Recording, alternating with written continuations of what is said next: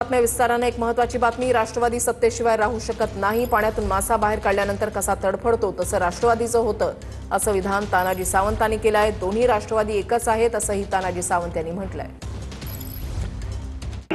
राष्ट्रवादीची आवड अशी आहे, सत्तेशिवाय राहू शकत नाही।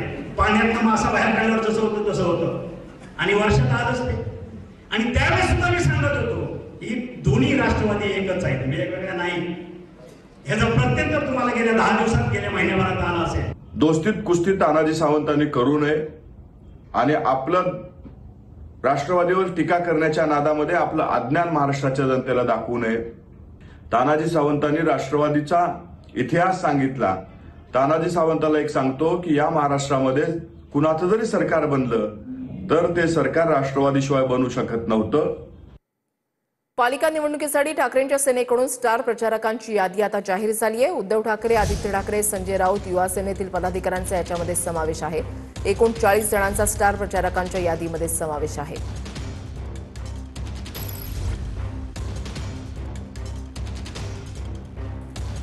नांदेडच्या मुखेडमधील माणुसकीला काळीमा फासणारी घटना घडलेली आहे। 6 वर्षाच्या चिमुकलीवर 22 वर्षीय नराधमानं अत्याचार केलाय। 22 वर्षीय नराधमाला अटक करण्यात आली आणि चिमुकलीवर उपचार सुरू आहेत। आरोपीला फाशीची शिक्षा देण्याच्या मागणीसाठी मुखेड पोलीस ठाण्याच्या बाहेर जमावानं घोषणाबाजी केली।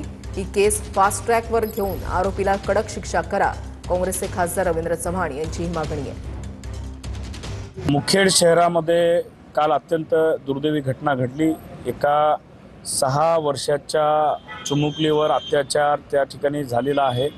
काही नशेखोर मंडळींनी हा प्रकार केलेला आहे। मागे मी जिल्ह्यात वारंवार जिल्हा नियोजन समितीच्या बैठकीमध्ये हा मुद्दा उपस्थित केला होता की जिल्ह्यामध्ये नशेचे गोळ्याचं प्रमाण मोठ्या प्रमाणात विक्री होत आहे।